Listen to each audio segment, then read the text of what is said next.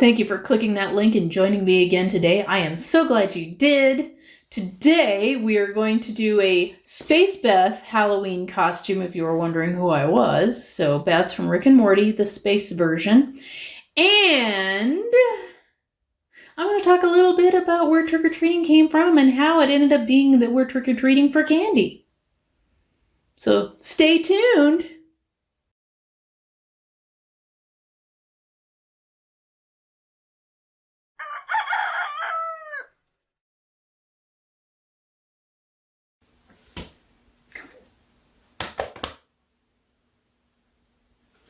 Come here. Come here. Oh, come here. Oh, shit. So cute. Are so cute. You want to play? Do you want to play? Do we have to? Do we have to? Do we have to? I think we might have to. Hello, thank you for clicking that link and joining me again today. I am so glad you did. If I have filmed this correctly, you will know what we're already doing today, but there's a good chance I probably screwed it up. So we are going to do Beth Sanchez from Rick and Morty. I don't know how many of you guys even would watch that show, but let me give you a background on Beth Sanchez. This is Space Beth or Space Mom. She's from dimension C137, no, 131, dimension C131. And basically, Rick Sanchez is this scientist that, like if you don't know the show, then I'm just going to explain it kind of. So Rick Sanchez is a scientist, and he had a daughter who wanted to go with him on space adventures or have a space adventure of her own, but he didn't want her to. So then he created a clone of his daughter so that one could go have space adventures and the other one could stay on Earth. And he himself doesn't even know which one's which. He mixed it up so that he doesn't know which one is the real Beth or the original Beth and which one is the clone Beth. The clone Beth, or Space Beth rather, because we don't know which one is the clone. Space Beth found a thing in her neck that if she ever went to Earth, she would blow up. So she took it out, went to Earth to kill Rick. But then Rick invited her and the other Beth out to lunch, and they resolved their issues. And now she's a frequent character in the show. And one of the reasons I chose Beth, there are 3 reasons. Because, she's a cartoon character that looks like a normal person, so it's like, well, what can you do? Just have some features that are different. But the reason I chose her is I already have the haircut. It'll let me play with my rigid colloidal for you guys. And I can also play with my spirit gum. And we're also, while all of that is going on, we're going to talk about where did trick-or-treating come from? And even in honor of that, I wore my earrings, the little candy corns on them. You know how hard it is to find earrings that are just candy corn? At least I have never been able to find earrings that I could get my hands on that were candy corn, so I just have earrings with candy corn on them, and I know people, there's a debate on candy corn or not candy corn, and I freaking love candy corn. In fact, I love the mellow cream pumpkins better. They taste a little different to me anyway. But first, coffee. So let's get started. So I'm thinking I'm going to do like a full freaking face of makeup for you. Yeah, like the makeup I don't usually wear. So I'm going to curl my lashes. Yay, it's like some kind of torture device, ain't it? Yay. But like, isn't all of women's makeup and stuff some kind of torture device? It's like I'm being forced to watch something. No! Honestly, there is no caffeine in the coffee. I am drinking decaf just because. So, because I'm I don't know. I don't know what's going on. So, let's talk. Hopefully the mic's not picking that up. I don't know. But let's talk Halloween candy. Now, Halloween candy, where did that come from? Because Halloween itself comes from the Irish immigrants. Just blame the Irish. Why is there pink on there? I blame the Irish. Faith and Begora. So, Irish immigrants brought Halloween to this country. Now, where did they get it? Well, Halloween comes from, as you probably know, it's pretty well known, from the ancient Celtic festival of Samhain. It's Samhain. Even though it's spelled Samhain, it's pronounced Samhain. It's Gaelic after all. So, Samhain was a time when the she-mounds, and that's Sidhe, but pronounced she, which is what a lot of people would know as the fairies. We don't speak of them. A lot of people would know them as that, and what was I saying? They lived them along with the dead and other spirits in something called she-mounds. Now, the only thing I can think of that would resemble she-mounds in our modern kind of lore would be in Lord of the Rings, where Frodo finds his sword sting, but I don't remember if they really showed that. It's like just like a little quick, scene in the movie. It's not really too terribly, they don't bring it up too much. So, that being said,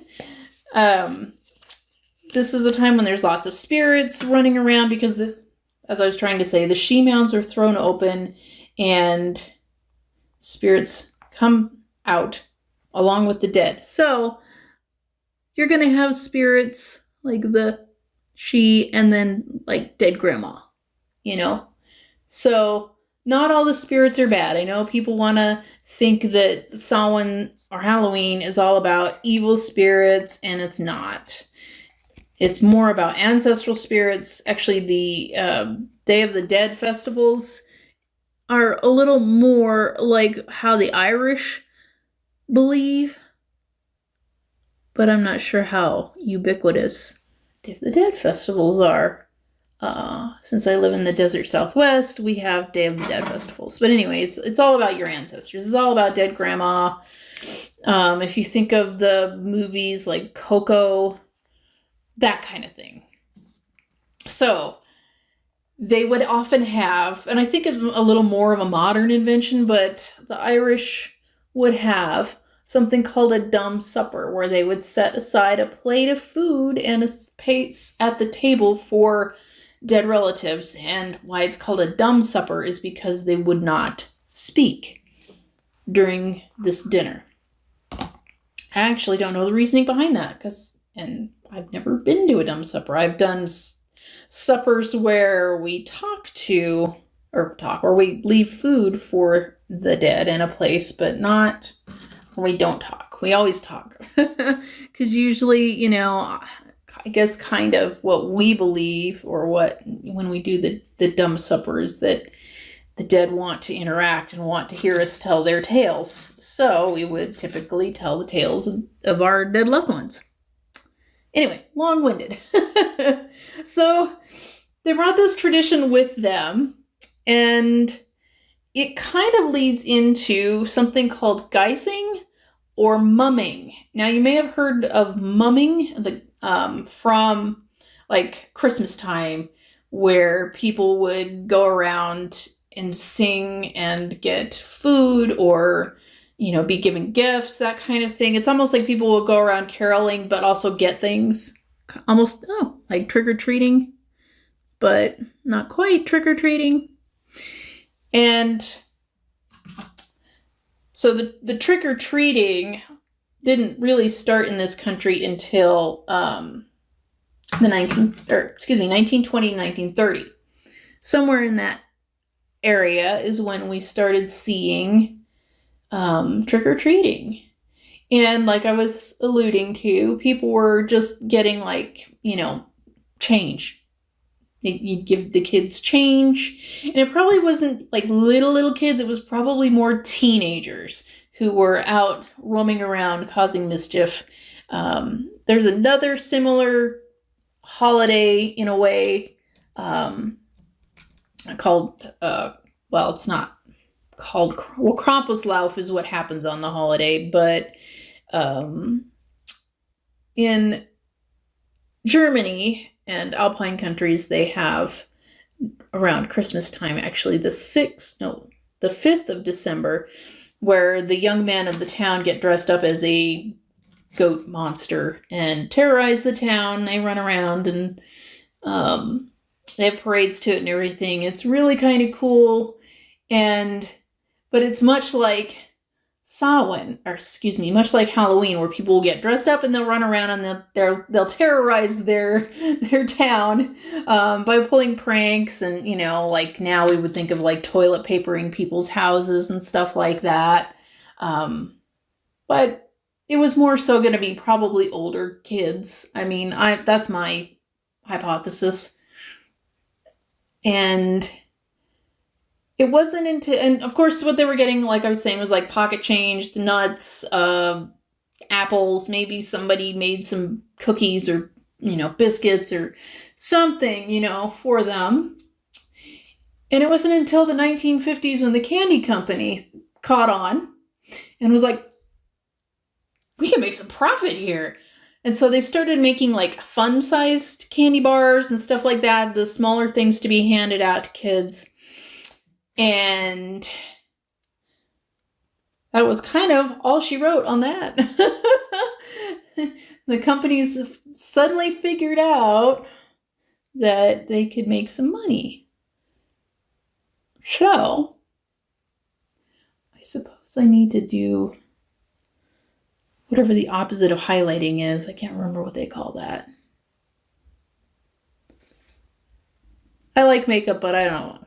I probably suck at it. I look so white. Like ghostly. Which usually I like being deathly. But right now, maybe not so much. So, all that being said, you might be like, okay, well, cool, we got trick or treat. But as somebody who's, trick-or-treated, you guys will probably remember the rules of trick-or-treating, which is don't eat candy that is opened, don't eat candy that isn't like prepackaged, nothing prepackaged. They even, I don't know how true it is, but I remember that there were, I think, ERs that would x-ray candy to make sure there were no razor blades or anything in it, because supposedly people were like putting razor blades in apples and stuff like that.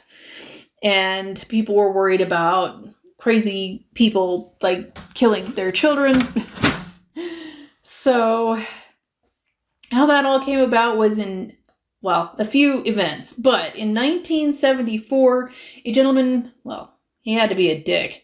Had to be a dickhead named Ronald O'Brien decided he didn't like his children.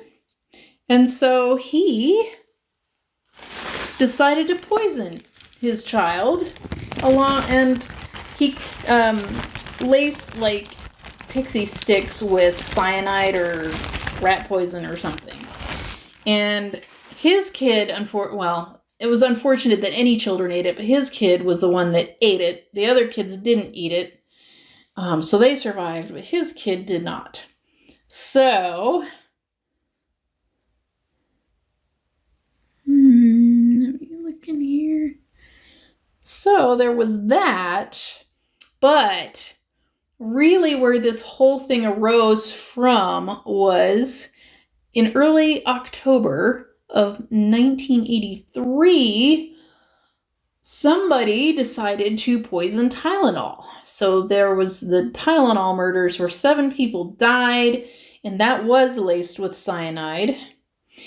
And since it was right in the same month as October, same month as Halloween, people were scared that psychos were going to be poisoning their children. So they decided that several cities decided to ban Halloween or ban trick-or-treating, and the costume companies of all things came together to save Halloween. So what they did was, like I said, they came together like anybody who was anybody of the costume companies. So whether it was like the plastic mask and the vinyl smock, those companies, along with mask companies, along with makeup companies, all came together, and they hired a public relations company to write a 33-page booklet on how to celebrate Halloween safely. So that is where we get a lot of kind of the Halloween stuff that we do today, like Halloween carnivals, parades, trunk or treats, all that kind of stuff, because they are the ones that came up with anything they could think of. Now I want to be like it was a heroic, altruistic thing, but you gotta know. I mean, to be completely honest, I'm sure they were only interested in profit. But, when you have the lobes for business, I guess you sometimes will save holidays, but you can't tell me there weren't crazy people who freaking loved Halloween like I do that were in there trying to help save it. So I totally believe that. All right. So we have this makeup on. And that was my tale. My tale of how we ended up trick-or-treating with Halloween candy. Well, so I'm just trying to put a little bit of color here. Because even though she is Space Beth, she's not got super loud makeup or anything. So we're just going to do kind of a little basic look, basic kind of eye shadow.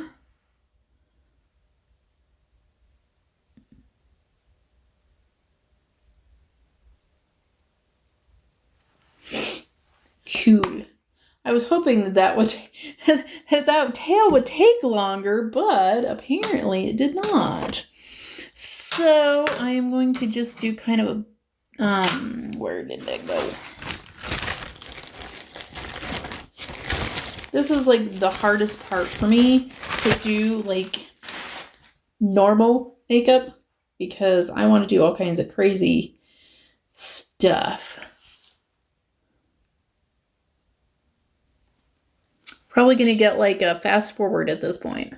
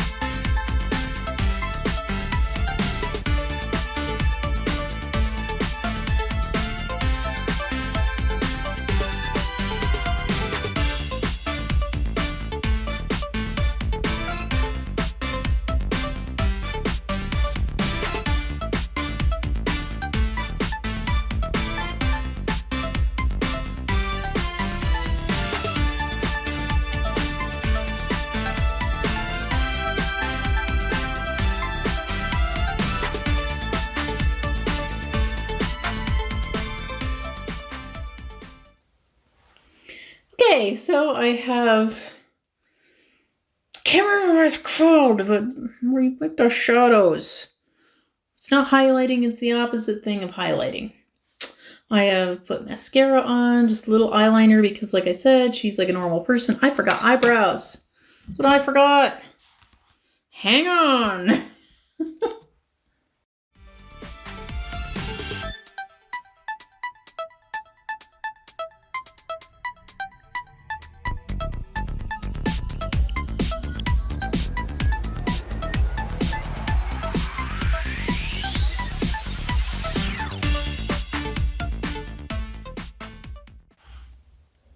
Okay, they did not need to be that dark. That was not my intention, but here we are. So, we're going to play with our rigid colloidal, which what it does is it like sucks your skin up and makes like a scar looking kind of thing. So it doesn't, I really like rigid colloidal. It's really fun to play with. I usually do the Bride of Frankenstein look with it. Because my Bride of Frankenstein that I do usually is like a big scar like that, and then like one part's green, and then I'll do another part a different color. So, and then like I'll usually do a little dimple, just because it'll suck it. I'll show you. It'll suck it in.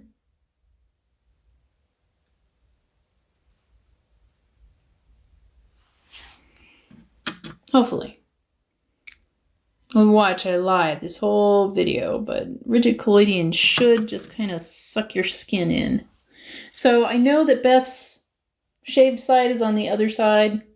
We're going to do it on my shaved side, and so she has her scar on the same side. So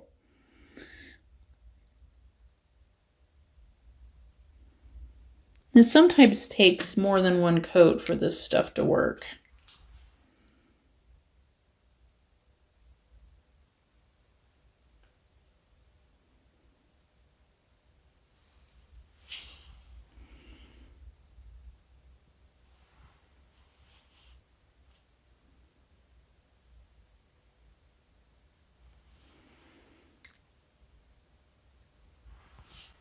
Oh yeah, I don't know if you can see it. But yeah, it's working nice there. Can you see it?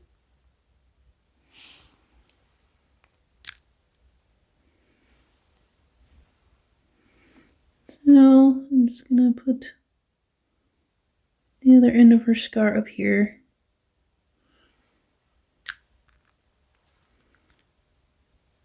Oh yeah, look at that.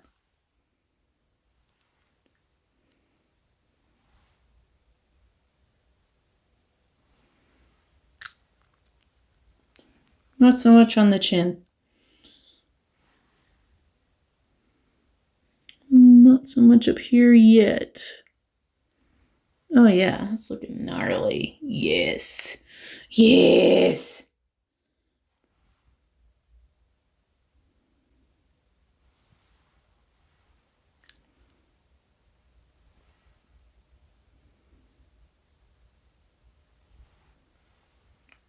So it seems like it works a little more on like the softer skin. So like up here, it's not quite as pronounced.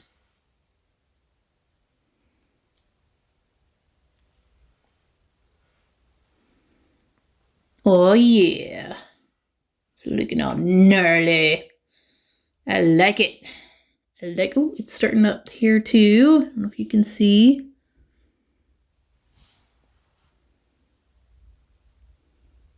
I know she doesn't have a dimple, but I'm doing the dimple for demonstration purposes. So, what you kind of want to do, because of course you want it to stand out a little bit. Oh yeah, it's going up there too. See?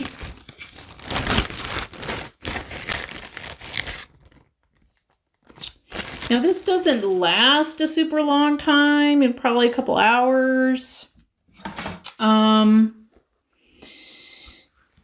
Yeah, so, oh, hang on. Hold hold the phone. We totally need some bulletproof, bitches. Oh wait, no, it's not bulletproof. This is Love Plus. I freaking love Sugar Pill. I know I haven't mentioned what I've been using, like, at all, but Sugar Pill is the best. I love it. So I'm taking just a red, and I'm just going to kind of wiggle it in there so you can kind of see, make it stand out a little more. Ooh, look at that on the forehead. It's looking good.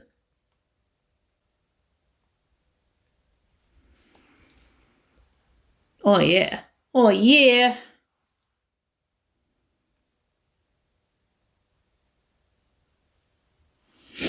But it'll last, you know, long enough for like a party or something. And then it'll just flake. It'll just flake on you. Oh yeah. Oh yeah, it looks good. Looks good, mate. Like, now, as some other YouTuber would say, bangin' mate.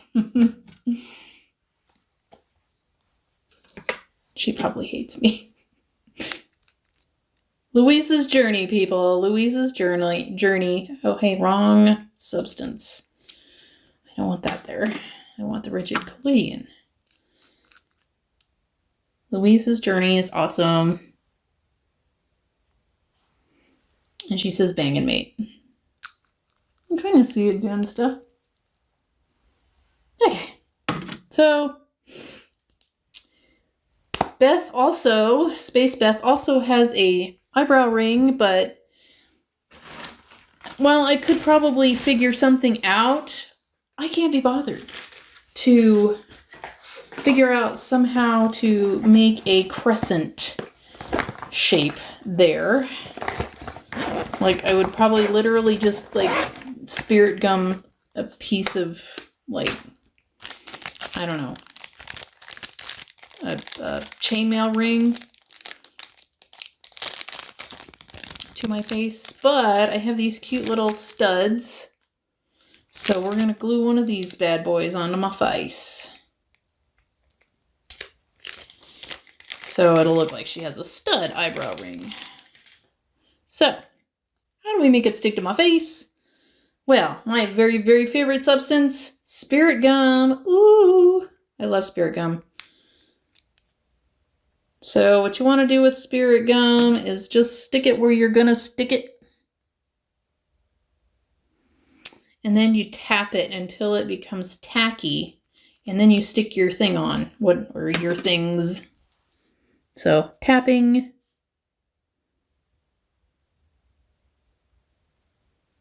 Till it starts sticking. And then you take your item and you stick it on. So there we go. And it'll stay there pretty well for a while. It lasts longer than the rigid colloidal does, in my opinion.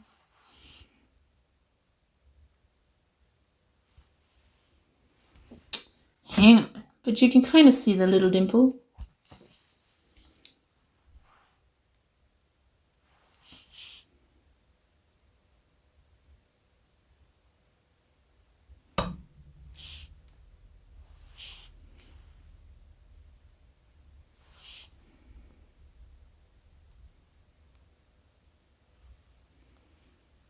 Do you see it? Yep. Got my scar, got my dimple. Okay. Now, this is not the end. I have also constructed fake hair. I would probably go get hair, but I don't have wheels, so yeah, I'm not leaving the compound to go get fake hair, and I also live rurally and they probably don't have it anywhere. Anyway, so because she has a blue streak in her hair, was where I'm going with this. So I have a blue streak. Then I'm going to approximate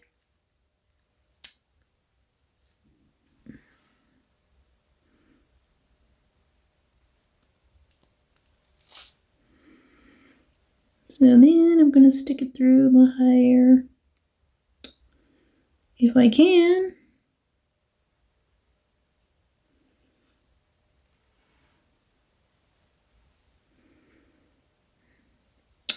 Kind of just blend it in. Okay, well that's going to look dumb, but you get the idea. It would have helped if I had straightened my hair, to be honest. Kind of blend it in with my hair. Kind of. Anyway, so she has like armor on. Well, I don't have armor. So I do have some fabric that might work. So let me go get that. Okay. What do you guys think? Good? If not, I don't know. So I have the silver fabric here to kind of look like armor, and then she's kind of, I don't know, I think this is what she kind of looks like. I got my little suit jacket on. So there you are, Beth Sanchez, complete with scar, eyebrow piercing, and I even gave her a little dimple. You can kind of see it. So, with that, everyone. Oh yeah, I forgot to tell you guys, right now, when you see this, I'll be on my way to Las Vegas. So, I'm going to have fun there. I'm going to probably record some stuff for you guys. But yeah, air hugs, and I am out.